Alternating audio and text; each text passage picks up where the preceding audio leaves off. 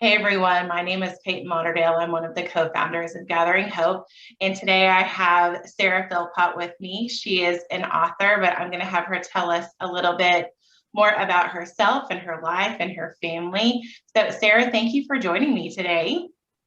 Thank you so much for having me, Peyton. It's great to see you again. I know. I'm like thinking this morning, I know it's great to see me. I was thinking It is. that I was just so excited to get to connect with you again. I know we follow each other on social media and stuff, but ever since I first talked to you, I was thinking about that this morning. How nervous I was to message you and say, "Do you do any speaking?" to come be a speaker for us at Gathering Hope. And my husband was the one who encouraged me. He's like, "Yeah, absolutely. You need to ask her." So anyway, it's just good to catch up with you. And I would love for you to share what it is that you do. Tell us a little bit about your family. And then after that, if you would just launch into your story and share as much of that as you'd like. Okay. Yeah, it's just great to see you, Peyton. I remember back to when we first connected, and it's always been an honor to be associated with Gathering Hope. I just admire what you and your team do just tremendously. It's always been some of the highlights of the last few years getting to be at your events. So thank you. But Yeah. so yes, I'm Sarah Philpott. I live here in East Tennessee. I have my husband, Perry, and we've been together. We were high school sweethearts. So we'll be Oh, married wow. 18 years this September, but our first date was when I was 14. So we've got 25 years of holding hands. Oh my So gosh. we know, isn't that such it's just incredible, really. Yeah, And it we is. now, we have four children here on earth. My oldest is 11. Then I have an 8-year old little girl, a 5-year old little boy, and our newest is Stella, and she's around 18 months old. So my age range goes from 11 to 18 months, and they're just the joys of our lives. And right now, I guess if you called me a profession, I guess I'd be an author, but mainly I'm a Yes, you stay-at-home are. mom. And yeah, it's hard to even step into that that word, but I'm an author. I wrote 2 books. One of them, Loved Baby, 31 Devotions, helping you grieve and cherish your child after pregnancy loss. But mainly I'm just a stay-at-home mom with my kids and help here on the farm, do whatever needs to be done. Not necessarily feeding the cattle, but some of the things that go on behind the scenes, although I certainly do enjoy accompanying, all the farm tasks. But so I have 4 children here on earth, but I also have 2 children in heaven. So I guess I'll get started on my lost journey a little bit as Yeah. I go down my memory and revisit that. I am the sister of loss, I guess is one way to say it. My mom had a stillbirth before I was born. She named him Bud, like little Rosebud, and he was born Oh, at 7 months sleeping. So I have always been, since a small child, known, I guess, about loss and okay. about having a connection with a child who was born into heaven and not on earth. It wasn't something we really talked about ever as a family, Okay. but there's a headstone at our family where the cemetery is, and I always knew that he existed and that still does exist.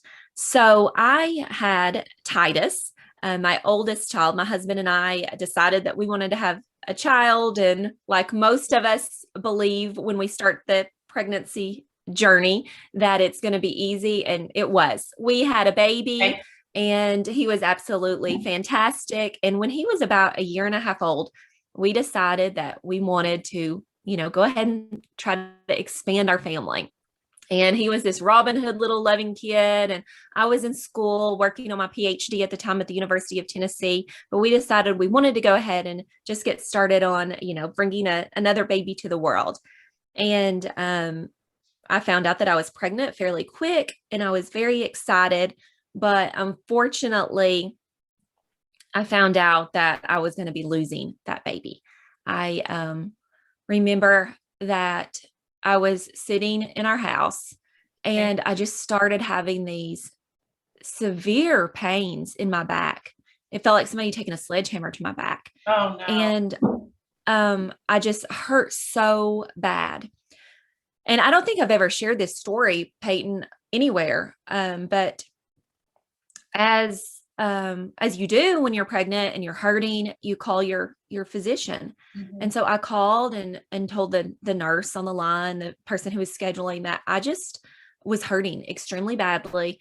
I was taking a pregnancy test. I was pregnant, but I hadn't, come in for that.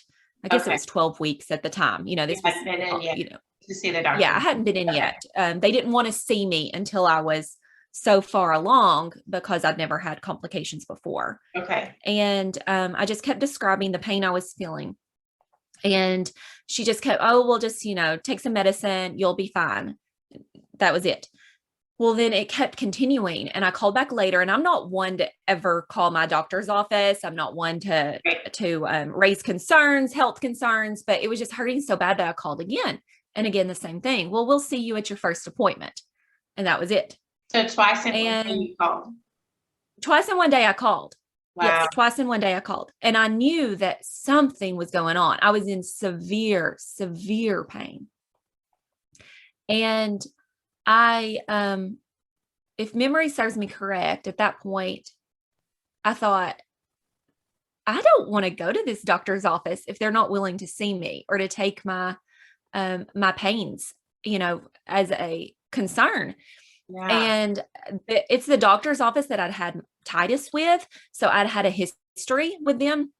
And I just got on Facebook and I said, does anybody have any recommendations for a doctor? Or no, I wouldn't have asked that because I wouldn't have wanted to publicly say that I needed a new doctor. Yeah. I think I scrolled down to, I remembered a friend had been asking for recommendations for an OB. So I kind of stalked that thread because I wouldn't have publicly said that. So I stalked that thread, got the name of someone that over and over, their name kept being mentioned. And I just cold called them. And I said, look, I've had a child before. I'm pregnant right now. I've not been seen by my doctor, but I'm having these severe pains. And the receptionist immediately said, well, you need to come in right now. Immediately. At this place that's never seen me before, Contemporary Women's Health in Knoxville. Never seen me before. Chills, Sarah. Oh my gosh. Oh, Peyton. Yeah. And so I called Perry, and we went to our appointment, and we found out that the baby was really small, but we need to take blood work. They're going to do some other tests to see what's going on. So the baby was too small to see any heartbeat or anything on the ultrasound. So they just did the blood work. They checked me. They assured me they wanted to check to see if I had a UTI because that could be a concern. And I thought, well, I wish the other's doctor's office would have checked this out. Yeah. They, they sent me home and said, we'll check back in with you. And I went home, and by that time I was taking an online course at the University of Tennessee. And I logged into my class that night and kind of like text messaged on the message board, sorry, I'm late. No one knows this, but I'm pregnant, and I had a few, possible complications, but hopefully everything's okay. And then I suddenly, Peyton, just felt this gush. I was sitting there on this. I was not only engaged in class, Peyton, but I was a part of a team of 4 that was supposed to lead an hour-long presentation. Oh my gosh. And I felt this gush. And this was before the time that we had videos. It was all just audio. So no one could see my face. Okay. But I messaged, hey, I'll be back in a second. And I went to the bathroom, and I knew I just lost my child because there was blood everywhere. I could see, particles in the toilet. And I was in just such shock. I didn't even know what was going on. I knew I had this sense of obligation that I was supposed to be leading a class, that I had a a grade was dependent upon this. My teammates were depending on me. And Peyton, I don't know why. And I guess because I didn't even really expect what was happening, I just, I flushed the toilet. And that's one of my greatest regrets, is that I just didn't stop and even like think about what was going on in the moment. But I guess I just wanted to run from it. Right. And I walked back to my little office and got on and finished the class. Oh my And goodness. I don't even know. I used to be a teacher. I've done community theater before. So all I can know is that I just went into this zone of pushing aside all your emotions in order to, just to complete the task. And I'll tell you though, that after that one class, from that point forward, I just emotionally checked out of that class because of, of what had happened during it. And I got my only B of my entire college career on my PhD. Like even that was just angry to me that, I had to emotionally check out of that class because I couldn't continue. And my husband, while I was doing this class, was taking our youngest, our Titus, to the grandparents' house with a shirt that said Big Brother. Like he was going to tell them that we were expecting a baby. We had decided to go ahead and tell them because, I was in some pain and I figured that, if I had a UTI or something like that, we might need help. So he was going to tell them that we were having a baby. And I just called him just in hysterical tears, and he found me in bed, just wrapped up. And I guess I stayed in bed for days, just for days. I just remember him embracing me in hugs, and we'd been through a lot of grief in our lives. So he was familiar with grief, and he knew just to hug me, just to hold me, just to let me be. And I guess I stayed in bed and just, just was grieving for several days after that. And I never spoke of it to anybody other than my husband and our grandparents. I just didn't want other people to know. And I'm a very private person, but looking back on it, I'm sure it wasn't healthy. But looking back, it was because at the time, this was 8 years ago, it was such a stigma. There was such a stigma associated with pregnancy loss. Nobody talked about it at all. And so I just kept quiet. And I think my husband reached out to a few of our friends, and he told them what was going on, and they tried to love on me as much as they could. But as for me personally speaking about it, I wasn't that person that was brave to do that. And I also, but I also know my grief style, in that I do need like self-reflection. And so I don't know whether it's healthy or not. I think we grieve in the only way we know to grieve, right? It's whatever comes natural. There's no book for this. So there is, I needed that time of like, I needed to be in a bed alone with a book and a computer researching like pregnancy loss and hot tea. I needed that. And but going back to the doctor's office, we of course went the next morning to this new doctor. Okay. And they confirmed what had happened. And they let me just cry and cry and cry and cry. I'd never met these people in my life. And I remember the next morning, like one of the nurses even called me, Peyton, to check on me. Called me to check on me. And their office has always been just such a healing place. And it really showed me the difference in the two hospital, clinical settings, where number one, when I even complained, they were just brushing it off. And this new place where they just immediately, hey, you could have a UTI. I later found that my pain was a symptom of ectopic pregnancy, which is highly dangerous. Gosh. And, they didn't even, this first office didn't even take that seriously. All these things you find out. Don't you find it fascinating how we almost have to have a bad experience to understand what a good doctor or just experience is? Like if that had been your norm and you know, you don't even know that there is something out there that exists that is just like, and this is not even today alone. This is the second time I have heard of someone just being brushed aside and their baby passed. And not to say that that doctor could have saved your baby at that point, but you are also a patient, not just your baby. And I just, I hate that that is part of life, but just knowing that the difference in care is just, did you go on to have the same doctor for all of your babies? Oh, yes. And yes, I went on to, I still use Contemporary Women's Health in Knoxville. Okay.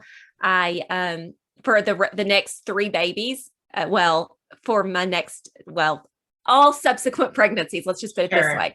Okay. I use them. And Donna is one of the ones there, and Dr. Roberts, who attends like our family functions now. Like we just love that. Yes. So, yes, but like you said, you just have a bad experience and you realize what a good experience is. And it also makes my heart just hurt so badly for those who only have a bad experience. Yeah. And for that nurse to validate my emotions. Wow. You know, that's what we need as women of loss. We need that validation, and it needs to also not only come from fellow females and from people like yourself who are advocates, but it, you know, when it comes from the healthcare setting, just a simple, I'm so sorry for, you know, your loss, for your emotions, like you said, for you as a woman or as a parent, that validation helps so much for moving forward. Sure. But yeah, it really does. And so I went through a period after that of just, I don't know how intent you want to get, Peyton, on all of this story. I could just, first of all, I could just listen to you talk for literally hours. Carol and I talked about that before. We're just like, we just want to listen to her talk and talk and talk. So, but I think, you know, go as deep as you feel led to do, because every time I've ever heard you speak, it's something that someone who's watching or is in the audience or whatever, there's somebody who needed to hear what you have to say, even if it's just that one sentence. So you carry on the way that you want.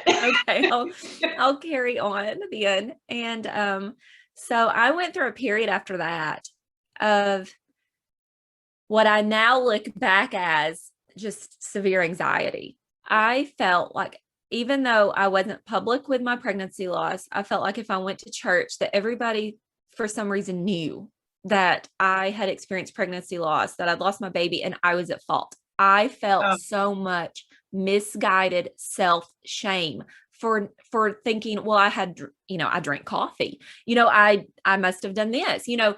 At the time, I wasn't knowledgeable about pregnancy loss at all. So me on the other side, you know, after writing a book and talking to other women, like I can look back and realize what was going on in my mind. Number one, I didn't know anything about pregnancy loss. So I just assumed it was my fault. I later found out that self-blame is the number one thing, I don't know if you found this too, Peyton, that goes through most women's minds after loss. It's just a psychological thing that happens, even though it's misguided, it's untrue, but my mind went there. I was at fault.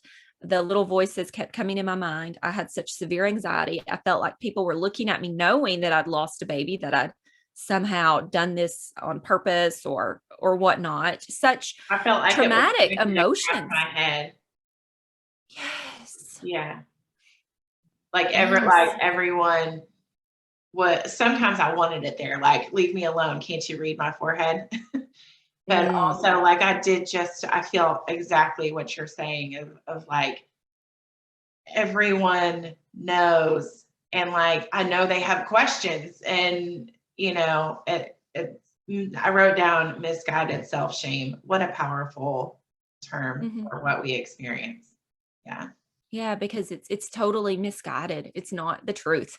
Yes. So I went through a period of that lasted for a very long time. And you know, we husband, I told my husband I didn't want to have any more children because I was so traumatized by this experience and that I didn't want to try for another child at all.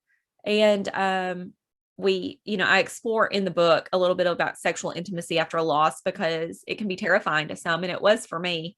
But I eventually, I guess, became sexually intimate again and found myself pregnant, not by intention.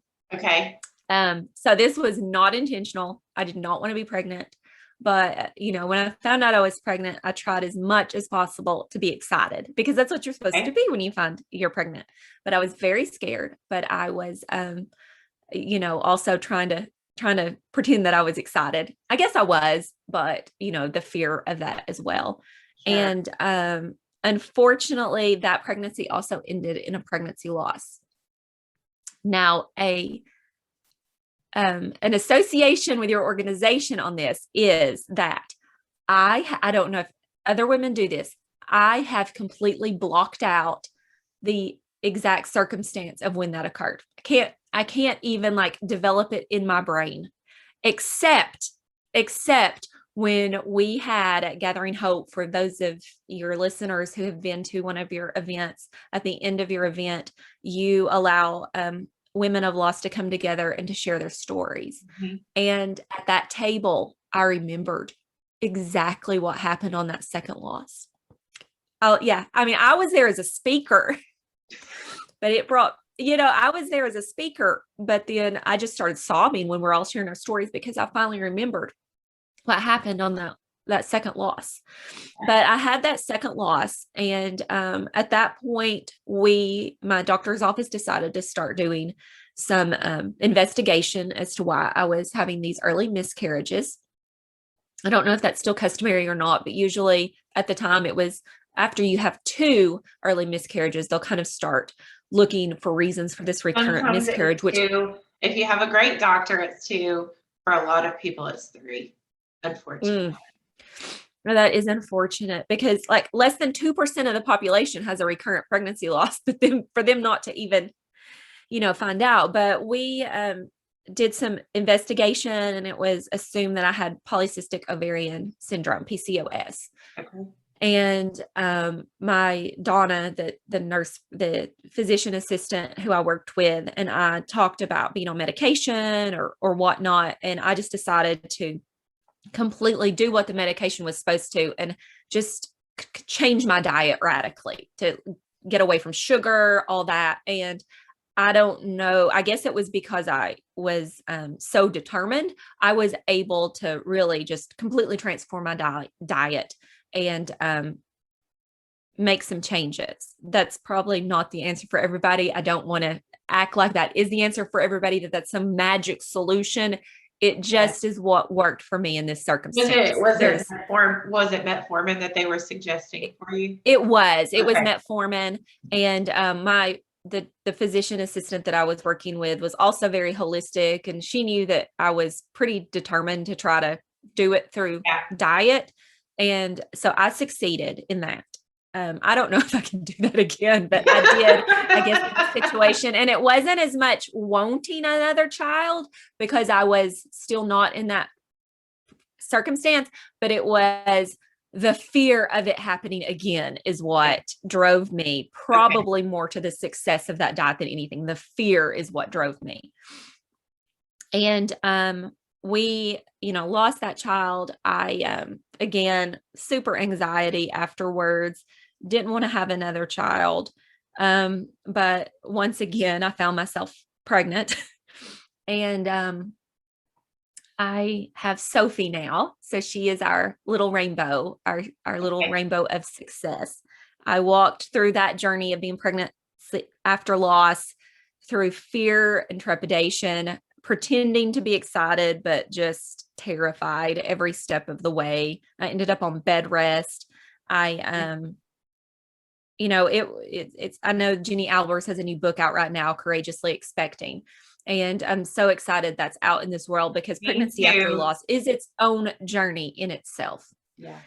And we have our little Sophie, and then we went on to have another child, Beckham. And then finally, Stella entered our our world last year. And when I found out I was pregnant with her, mind you, there's a 10-year age gap between our oldest and our youngest. So there's an age gap of 7 years since I'd had my last miscarriage when I found I was pregnant with Stella. And I can tell you that fear when I found out I was pregnant with Stella was just as scary as day one of finding out I had a miscarriage. Time had not healed that fear. Okay. I had better coping mechanisms because I had written a book. I had researched mental health to to the extent of possible.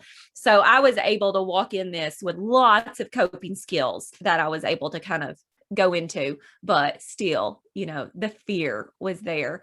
When we had when we had Beckham, the day we had Beckham, when we were in the hospital having him, my husband had shingles, and it was because of stress.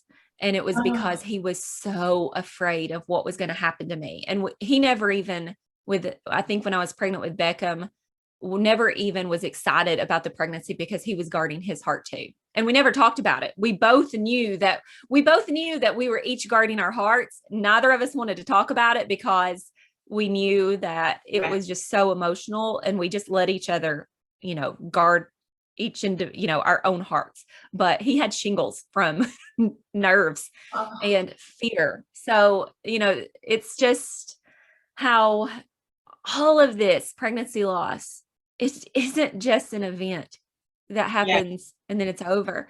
It is this massive, massive tragedy that affects us as women personally, and it affects our other relationships, our relationships with God, our relationships with our friends, our relationships with our parents, our relationships with our spouse.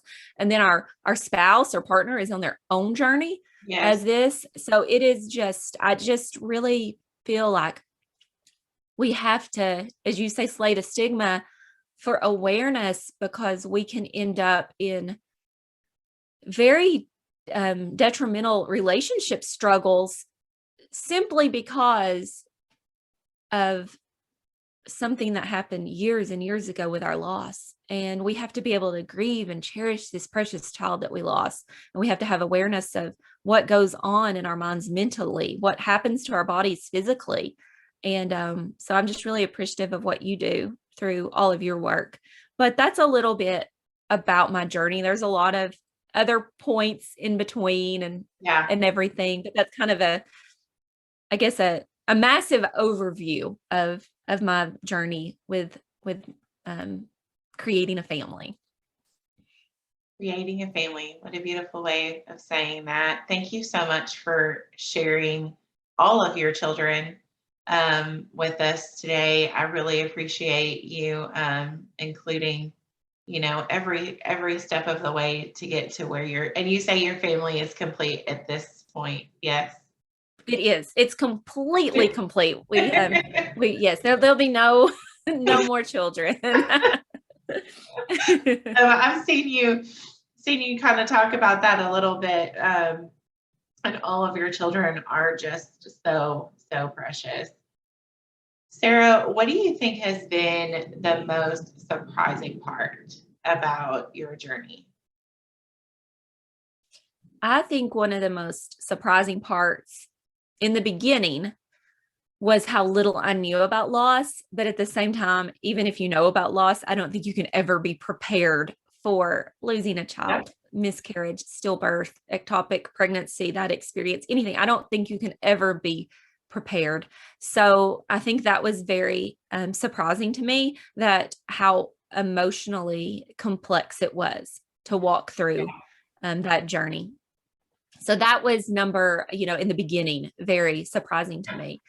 But I guess now looking back, one of the most surprising things is how open women can be with one another in sharing their story, and how healing that can be. The power of us sharing our stories. Because I know in the beginning, when I experienced loss, I just went to Google and started, typing in stories, because I wanted to know, I wanted to see, am I going crazy? Is this okay to feel this way? And I'm just so relieved that there's more and more people sharing their stories, and there's space for it on television now. There wasn't even news stories about it, when mine occurred. There was no mention of it whatsoever. So it surprised me how healing it is just to hear the stories of other women. It doesn't take away the pain, but it just helps you be more aware of yourself as you're walking through the journey. I think almost everyone feels like I'm surely the only person who's ever experienced this. I'm the only person who's ever experienced this feeling, or, what I'm going through physically or, emotionally. I'm the only one, right? And then I hate that Google is the first place that people go. I'm working on changing that, right? Yes. But I think what you have to say is about how healing it can be to share your story. I love that. I appreciate you saying that. Someone is going back to when things were fresh. What is, now that you're a little bit removed from that really fresh pain, what is something that you would tell a mom who is new to this? I would, number one, just tell her to just love that, that precious child that, is now in, as a believer, I believe that child's in heaven, just to love and cherish that precious baby. And also that grief is part of this journey, that we have to grieve. We can't step over that step. We can't brush through it. We can't somehow hide it in a closet. We have to go through this continual process of grief, because this child is so lovely and was created. And of course, our hearts are torn that we're not holding our baby in our arms, here on earth.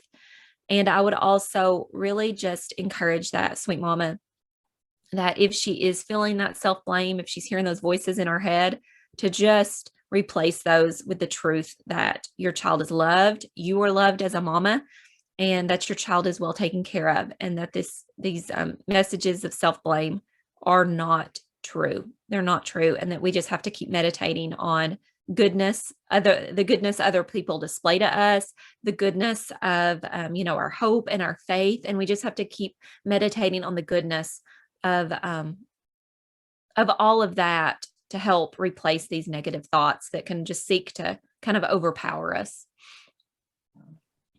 That is, I wish I could bottle that up right there and just give that to every single person who is going through a loss.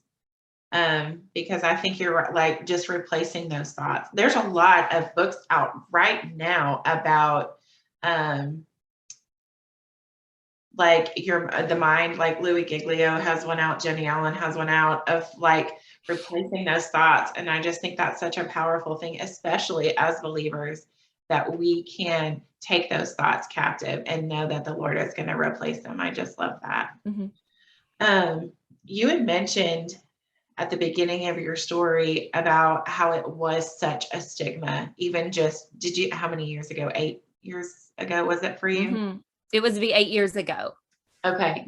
So such a stigma. How did you know it was a stigma? Because nobody was talking about it, or like you just didn't know anybody else who never experienced a loss? No, I knew that it was just not talked about. Okay. Even like in my circles of friends and things, that if you mentioned, oh, someone had a miscarriage, I guess everyone we as a society don't know how to handle grief. In general, I mean, we clam up when we're in a line at we don't even go to lines at funeral homes anymore because of COVID. But when you even meet a friend who's lost a parent, we don't know what to say at all.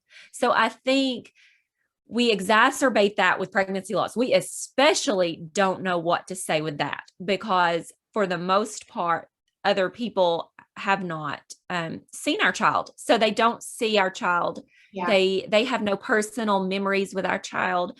They have no idea. They think if they bring it up, they're going to cause us pain. Where in reality, we're always thinking of it. We're always thinking of our child. So that's a little untrue, but we don't know how to handle grief as a society. So I think it's taboo because grief in general is hard to tackle. B, I think the issues of children in the womb were more politicized as far as abortion issues. And we didn't really ever discuss just pregnancy loss issues. Yeah. So it was like there was only two things that happened. A, you're pro-choice and you may choose to have an abortion, or B, you're pro-life and you're going to have a baby. That's the only two options that we were going to have, and that we get to choose. I think even those words, pro-choice, we get to choose. We're going to have a baby or we're not going to keep our baby. Whereas that's not the truth at all. It is not a choice. God also has a way in this. And there is a loss that happens within our bodies that is not intentional by us. We didn't choose this.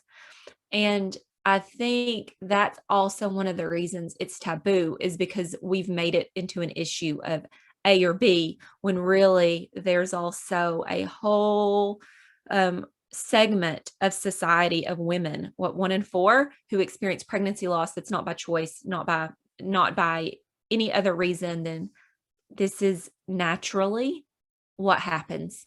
Yeah. This is naturally in the natural world. This is what can happen.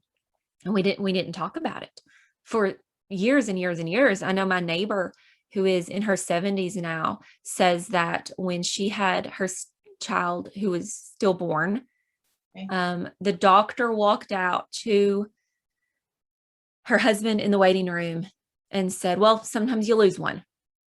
That was it. That was the only discussion. So historically, doctors didn't even talk about this loss as a person. So when the medical profession isn't talking about it as a person, we often look to the medical profession as who we trust, how we're supposed to proceed. And so I think society proceeded as such, that we're just not going to talk about it. Sometimes this happens and we move on without considering the emotional state of the woman, or, anything else that goes along with it. So I think that's a long answer, Peyton, but I think it's really murky as why there is such a stigma. Yeah. And I can tell you that when I started the research for Loved Baby, I have a Ph.D. and I dove deep into something called qualitative research. Okay. So I am a trained researcher. So when I had a pregnancy loss, of course, I researched this crazy. Yes. And I would try to find just normal articles on pregnancy loss, just from media, not scholarly articles, but just normal articles in the news. And I would do searches for that. There was nothing at all. Like, there were very few bloggers talking about it. I mean, this was 8 years ago, so almost a decade ago. Relatively only on message boards were women talking about loss. Okay. But I've seen such a big shift. Now you've got, I think just women who have experienced loss are speaking up, and they're also the leaders of some organizations in media and some nonprofits. And so they're using the powers of social media and blogs and online news sources, where there's space now to share your story. There's space now to talk about it. So there is a slow difference in how this stigma is progressing to not be as much of a stigma. It's talked about a little bit more at this point, but right now we're talking about it, but we've still got to talk more about what happens in awareness and how we can help others, because we've got to take it to the next level of, just keep continuing to talk about it. And I will say, Peyton, this is kind of a personal aside as well. I know people sometimes wonder, I have a Facebook page, and I've never really used it to talk about pregnancy loss a whole lot. Okay. There's a private online community, Loved Baby, where some other leaders now use it as a support group. And I think that's absolutely wonderful. And there's so many organizations now that talk about pregnancy loss, but I ended up stopping doing that because it was jarring to some people, I think. Not in a bad way, but like they would just be scrolling along on social media, and then suddenly I'm popping out with pregnancy loss things, and they had tried to maybe avoid seeing it on social media. Whereas now there's like specific places you can go when your heart has such hurt. I think sometimes at some points women just want to be able to go to those special sacred places to talk about it. So when I'm sharing like crazy stories about our farm life and everything, I'm also not like, I probably should do better about advocating for pregnancy loss, but I just ended up in this area where I didn't know what to do. So I wrote a book on it. I've researched it, but even I feel, all this to say, I feel uncomfortable talking about it all the time. So I think it's hard. That's why there's a stigma, because it's hard to talk about, but it takes leaders such as yourself, with organizations such as yourself, that are continually pouring into women who every single day are having losses, so that they have resources, so that they know what to do. So family members know how to, help. So there's events where women can go and congregate and share their stories and light candles and think about their precious children who are in heaven. So I think that, that's part of slaying the stigma, is just having opportunities for people to gather, to talk, and to, share our babies with each other. And to know that they're in that specific space, that story is going to be held with the tender care that it needs to be held. And yes, I think there's such a, when I lost my son, like I talked about it online immediately, and I didn't know, like it didn't occur to me to not do that. So I didn't know that other people struggled with it, just because, like you say, you grieve how some people pull in, some people just like verbal diarrhea all over the place, right? And but I think that as you progress through grief, I think you kind of learn, like, this is a safe person, or this is a safe place for me to talk about it, and this is not. And there's just, people in your life that, like, you just watch their countenance change when you talk about it. And it's like, this is you. I may love you, but you don't deserve to hold this story. And or you don't deserve to hold this story with the depth that I want to share it. And I'm just going to stop now. So, so I think just having those places wherever it is, if it's in a Facebook group, like we've got to have those places. And I know you're like, I wrote a book. Sometimes, like when I'm creating a reel and it's somewhat humorous, I feel like, is this in bad taste? I don't know. But I'm also trying to like normalize the conversation at the same time, because you're right, we all just suck with grief. So trying to find that balance, even for people like us who do this, like, no wonder normal people struggle with yes. it. Yes, exactly. No wonder your friend at the grocery store, who you just haven't seen in, a year, and asks you something, and you tell them the story and they don't know how to respond. No wonder, you and I, who have devoted years of our life to this, still have difficulty. And there's that Bible verse. I don't even recall what chapter it's in, but do not give your pearls to swine. And that's how I always felt. I wanted my story to be, in a sacred place. Like I've done a lot of podcast interviews for podcast where people ask me about pregnancy loss, but I don't go as deep as I am with you, because I know that your listeners are here and they're going to value my baby as much as they value their baby. You're not just asking me the question just because, it's something you're supposed to ask because I wrote a book about it. You understand. Yeah. And I think there is such truth to that, what you just said about, knowing who to share your story to that's going to value it as much as you are. And it really helps our hearts when that happens. When we share our treasures. Yes. Yeah. Practice and discernment from the Holy Spirit of like, this cashier does not need to know all, or even someone you related to or a close friend.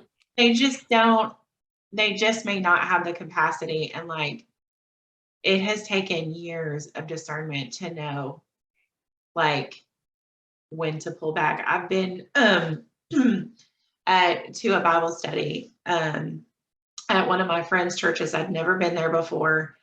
And I just, like we're kind of going around talking about, hard things we've been through. And I just felt the Lord like, this is not your time. This is not the place. And for whatever reason, like there were people at that table who either would be traumatized by what I had to say or didn't have the capacity to hold it. Maybe it was even for my benefit of like, you didn't take care of that story. Why would you do that to me? We don't even know each other. So who knows what it was, but it was just like, it has taken practice of like, this is a good time. This is not a good time.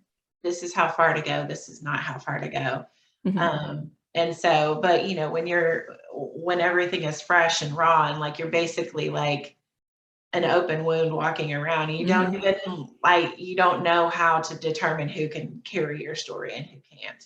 No, you can't. And I think that's the point when we have to realize that, not everybody, like you said, can shoulder that burden. Not everyone is supposed to necessarily on this journey help us. When we expect everybody to offer, like, especially when you're fresh, that every word they're going to say is going to be helpful or consoling, when they don't have the capacity. They don't know how. And so those aren't the words that we need to meditate on. Like, we know that if we're going through this emotional struggle, that I need to go on the Gathering Hope page and find comfort and love. I don't need to, of course there may be a cashier somewhere that's going to be able to help me, but the probability, you can make these connections, but the Lord's going to give you discernment over who to share your story with. And the expectation of the return of that conversation. And we can't get so angry. I think when I've seen a lot on, with other women fresh in their loss.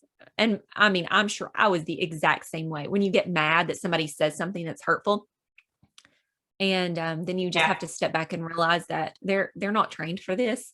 They don't know what to say. We handle grief poorly anyway.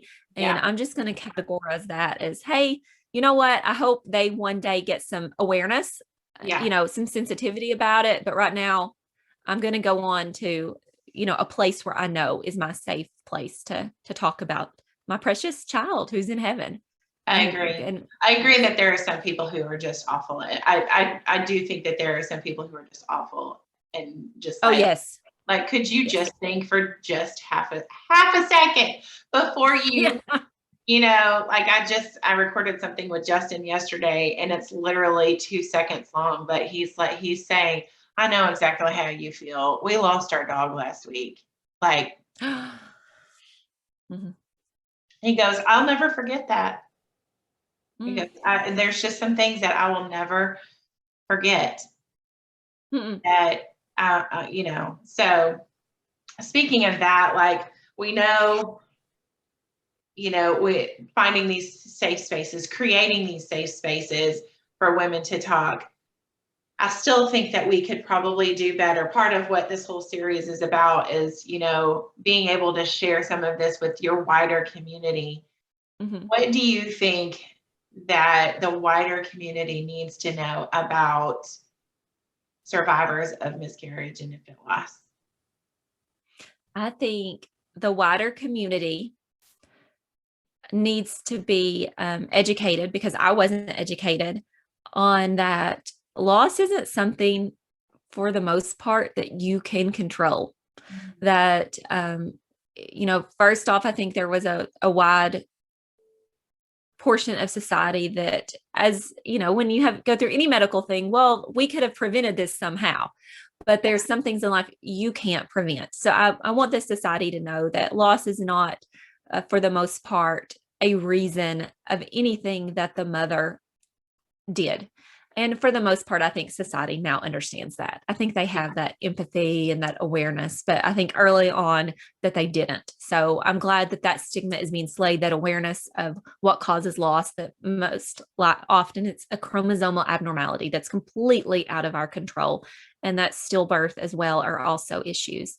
And then I think that we've got to raise awareness on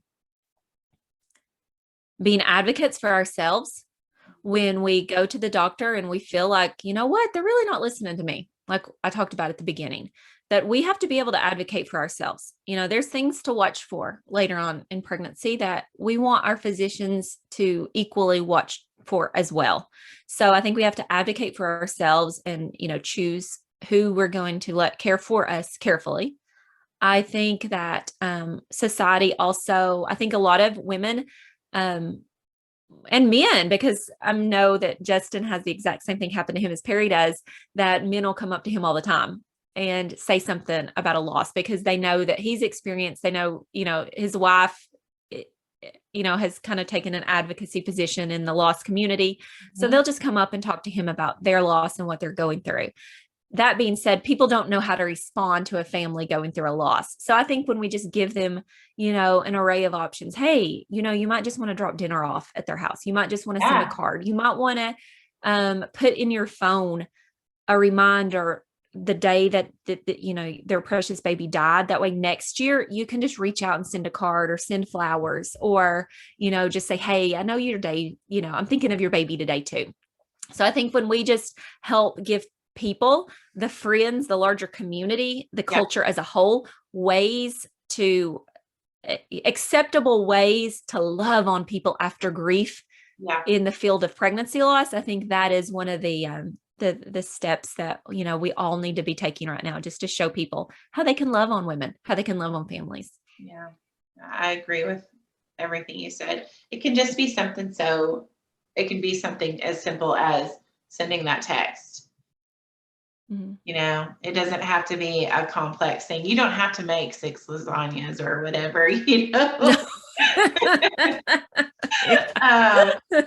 But you know, just those little things of, I love you, I remember your baby, and even if I haven't experienced this, you're still not alone because I'm, you know, I'm with you. Where are some areas where you have seen hope, and what has helped you through healing? What has helped you to heal?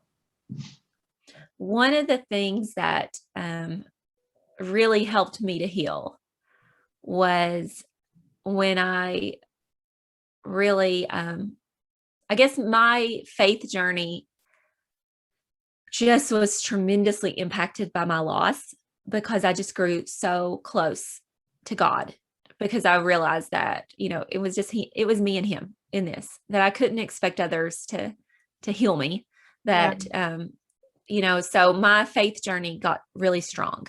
And as I just really started pouring into the Bible and started pouring into what other biblical scholars would say, when I really had confirmation that my baby was in heaven, oh my goodness, that just gave me so much hope and joy. And the realization that I have a new due date, you know, my due date's in heaven, that, you know, on this process of building my family, I have 4 here on earth, but I have 2 in heaven. Even my daughter, Sophie, who's 8, who is our rainbow, you know, she knows that she has, and she talks about it, that she's going to have siblings in heaven. And that excites me. That gives me hope. That gives me joy to know that these precious children, you know, they're not forgotten. They're not invisible. They're in heaven. And one day if I'm a believer and I'm a Christian, I'm going to get to be with them as well. And so that's what gives me so much hope. And one of the most amazing, I guess, revelations on this journey. I love that. I love that, Sophie, also, you guys are changing the narrative within your own family of, this isn't a topic that is to be brushed under the rug. Even with our children, we can talk about it with them as part of, you know, their salvation and their hope, you know, gets that their sibling gets included in that you know, Mhm. this is what heaven is going to be like. And it's Jesus. That's obviously the best part about it, right? Yes. But at the same time, like, because we know Jesus, we also get to know our children again. And I just love that. I love it. Yes. I love that Sophie is saying that.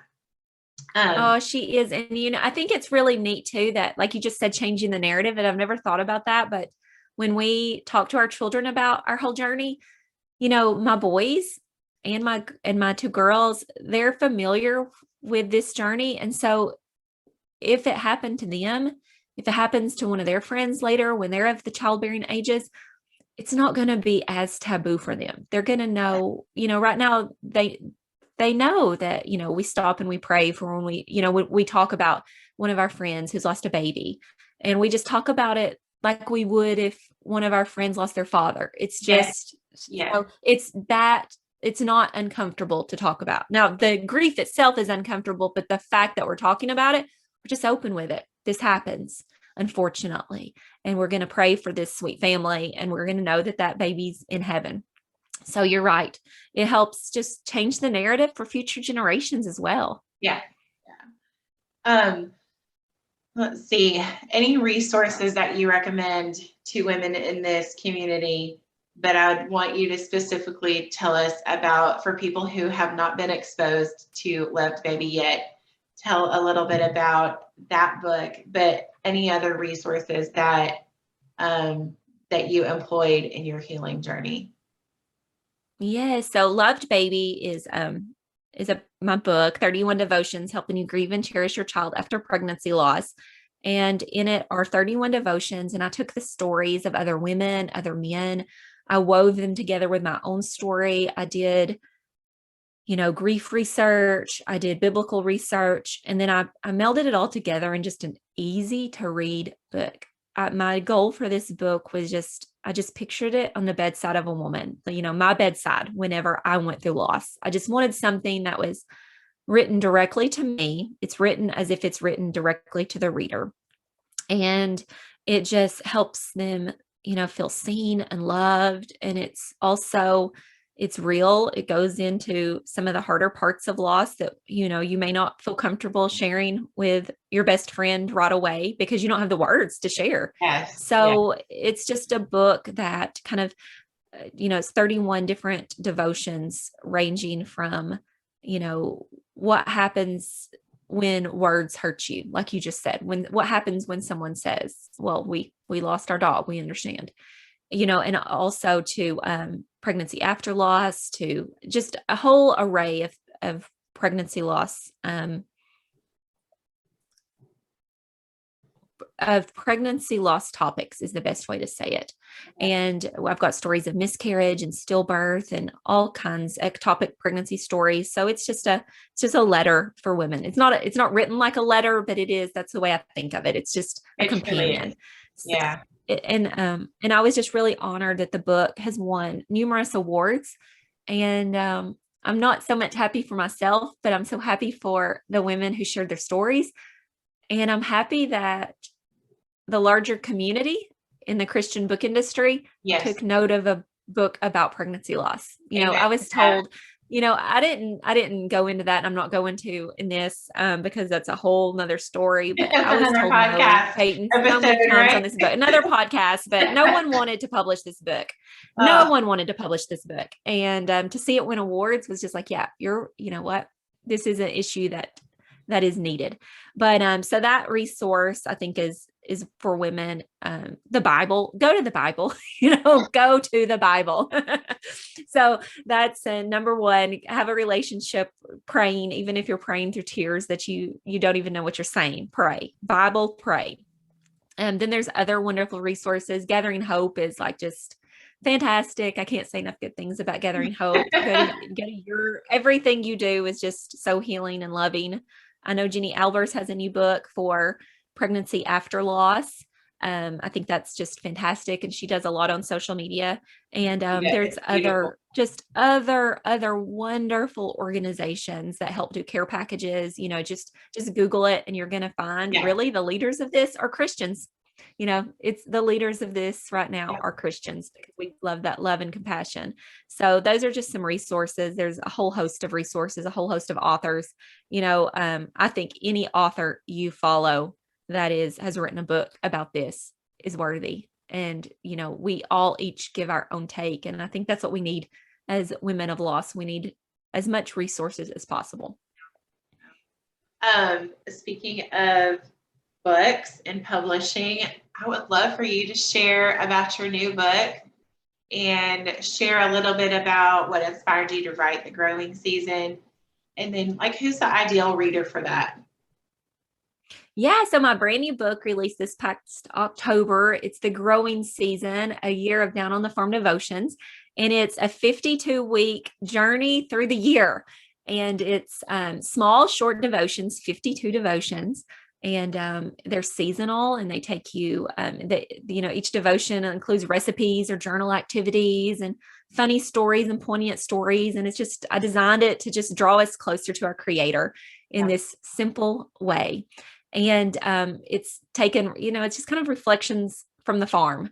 And when we look at the Bible, we see so many analogies, the parables that Jesus told through farming. So it kind of gives you just a face-to-face look at that.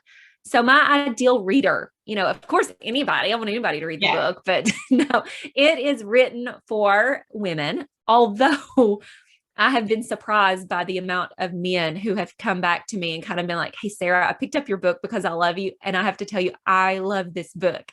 And so they just kind of instead of saying farm gal, they just put their own name in it. And I even got a picture the other day of a man reading the book, and she was telling me he couldn't put it down. So that's, I think that's a really neat thing, but it's Sarah. it's mainly written for women. And whether you have children or not, whether you are, young or whether you're, in your 80s, I think I've found that a lot of women are enjoying it, mainly women who have some affinity, whether they live on a farm or not, it doesn't matter. The Bible tells us we're all God's farm. We're all, growing for Him. So anyone who has kind of an affinity for the farm or the outdoors, I think is going to enjoy this book. And it's just really, hopefully it's an encouragement to others. Definitely an encouragement. I was reading it this morning. Carol gifted it to me for Christmas. And so I was, what was I reading? Which one was I reading this morning? About how the Lord He wastes nothing. And I just was so encouraged by that. And it is, I just love the way that you write. It's very, relatable and light, but also when you get to the end of it, there's a depth that kind of took me by surprise of this is the question, this sweet story. And then here's the real deep question that you need to be asking or talking to God about or journaling through. And I was like, okay, I love this. So I'm really enjoying it. I'm glad Carol gave it to me, but I love the way that you write, and I think it would be a delight for anybody, like you said. I would love for you to share how people can connect with you after they watch this. What are the best ways to get in touch with you if they want to visit with you or see more of your content? So my website is allamericanmom.net. So they, anyone can go to my website. I'm on Facebook at Sarah Philpott Writes, and I'm on Instagram at Sarah L. Philpott. And right now on my social media, we are kind of engaging in this year-long reading of the growing season together. So each week has its own short reading. So each week I'm just kind of giving content that relates to the week's reading. It's not something you have to do every day.